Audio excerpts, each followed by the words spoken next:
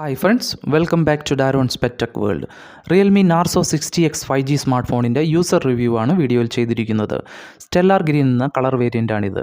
ഫോണിൻ്റെ rear side ഒരു glossy ഫിനിഷാണ്. നല്ലൊരു ഇൻഹാൻഡ് ഫീൽ ഇത് നൽകുന്നുണ്ട്. ഇനിയും ഫോണിൻ്റെ വലതുവശത്തേക്ക് നോക്കിയാൽ പവർ ബട്ടണും ഫിംഗർ പ്രിൻറ്റ് സെൻസറും കാണാവുന്നതാണ്. ഇതിന് മുകളിലായി വോളിയം റോക്കർ ബട്ടണും കൊടുത്തിരിക്കുന്നു. ഇടതുവശത്തായി സിം കാർഡ് ട്രേയും കൊടുത്തിരിക്കുന്നു. മെമ്മറി കാർഡ് 2 GB വരെ എക്സ്പാൻഡബിളുമാണ്. സിംഗിൾ സ്പീക്കറാണ് ഫോണിൽ കൊടുത്തിരിക്കുന്നത്. 3.5mm headphone ജാക്കും ഫോണിലുണ്ട്. ഇനിയും ഡിസ്പ്ലേയിലേക്ക് വന്നാൽ 6.72 inch dynamic ultra smooth display ആണ് ഫോണിലുള്ളത്. ഇതൊരു IPS LCD ഡിസ്പ്ലേ ആണ്. 120 Hz റിഫ്രഷ് റേറ്റും റെസൊല്യൂഷൻ 1080x2400 ഫുൾ HD പ്ലസുമാണ് തരുന്നത്. ഇനിയും ഫോണിൻ്റെ ഓപ്പറേറ്റിംഗ് സിസ്റ്റം നോക്കിയാൽ റിയൽമിയുടെ UI4ൽ ആൻഡ്രോയിഡ് 13ലാണ് ഫോൺ പ്രവർത്തിക്കുന്നത്. MediaTek Dimensity 6100+ 5G ചിപ്സെറ്റാണ് ഫോണിലുള്ളത്.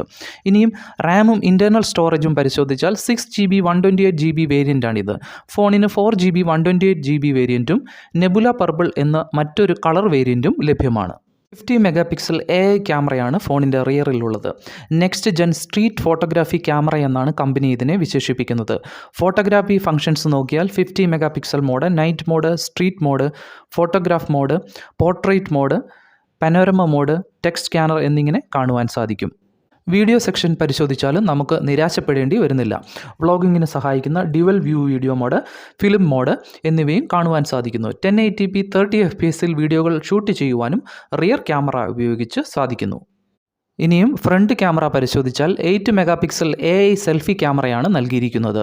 Photography functions ആയ night mode, photograph mode, portrait മോഡും പനോരമ മോഡും 1080p 30 FPS വീഡിയോകൾ റെക്കോർഡിങ്ങും 8 മെഗാപിക്സൽ AI സെൽഫി ക്യാമറ കൊണ്ട് സാധ്യമാകുന്നു. ഇനിയും നമുക്ക് റിയർ ക്യാമറയും ഫ്രണ്ട് ക്യാമറയും വെച്ച് എടുത്ത കുറച്ച് ഫോട്ടോസ് കാണാം. നല്ലൊരു റിസൾട്ടാണ് രണ്ട് ക്യാമറകളും തരുന്നത്. മിക്കവാറും ഫോണുകളുടെ റിവ്യൂകളിൽ കമൻറ്റായി ചോദിക്കുന്ന ചോദ്യമാണ് ബാറ്ററി ഡ്രെയിൻ ആകുന്നത് എങ്ങനെ, അതുപോലെ ഫോൺ ചൂടാകാറുണ്ടോ എന്നൊക്കെ. നോർമൽ ഓപ്പറേഷനിൽ ഫോണിൻ്റെ ബാറ്ററി ഫാസ്റ്റായി ഡ്രെയിൻ ആകുകയോ ഫോൺ അമിതമായി ചൂടാകുകയോ ചെയ്താൽ അത് ഫോണിൻ്റെ കംപ്ലൈൻ്റ് ആണെന്ന് പറയാം. അസാധാരണമായി ഫോണിൽ കൂടുതൽ സമയം ടാസ്കുകൾ കൊടുക്കുമ്പോഴാണ് മുകളിൽ പറയുന്ന പ്രശ്നങ്ങൾ കൂടുതലായി ഉണ്ടാകുന്നത്.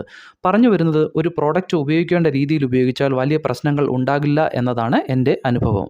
ഫോണിൻ്റെ ചാർജിങ് ആൻഡ് ബാറ്ററി സെക്ഷൻ പരിശോധിച്ചാൽ 5000 mAh ബാറ്ററിയാണ് ഉപയോഗിച്ചിരിക്കുന്നത്. ഒരു ദിവസം ബാറ്ററി ബാക്കപ്പ് ഫോണ് തരുന്നുണ്ട്. ഇത് നമ്മളെ വീഡിയോകളും ഗെയിമുകളും ആസ്വദിക്കുവാൻ സാധ്യമാക്കുന്നു. 50% ബാറ്ററി ചാർജ് ചെയ്യുവാൻ വേണ്ടി 29 മിനിറ്റ് സമയം എടുക്കുമെന്നാണ് കമ്പനി പറയുന്നത്. റിയൽ വേൾഡിൽ ഇത് സാധ്യമാകുന്നുമുണ്ട്. 33 വാട്ട് സൂപ്പർ വൂക്ക് ചാർജാണ് കമ്പനി ഇതിൽ ഉപയോഗിച്ചിരിക്കുന്നത്. ഫോൺ ഏകദേശം 1.5 മാസത്തിന് മുകളിലായി ഉപയോഗിക്കുന്നു. ബാറ്ററി ഫാസ്റ്റായി ഡ്രെയിൻ ആകുകയോ ഫോൺ ഹീറ്റ് ആകുകയോ അങ്ങനെയുള്ള ഒരു പ്രശ്നവും ഇതുവരെ ഉണ്ടായിട്ടില്ല. ഈ പ്രൈസ് ടാഗിൽ best budget 5G smart phone നോക്കുന്നവർക്ക് നല്ലൊരു ഓപ്ഷനാണിത്. വ്യൂവേഴ്സിൻ്റെ അഭിപ്രായങ്ങൾ കമൻറ്റായി പ്രതീക്ഷിക്കുന്നു.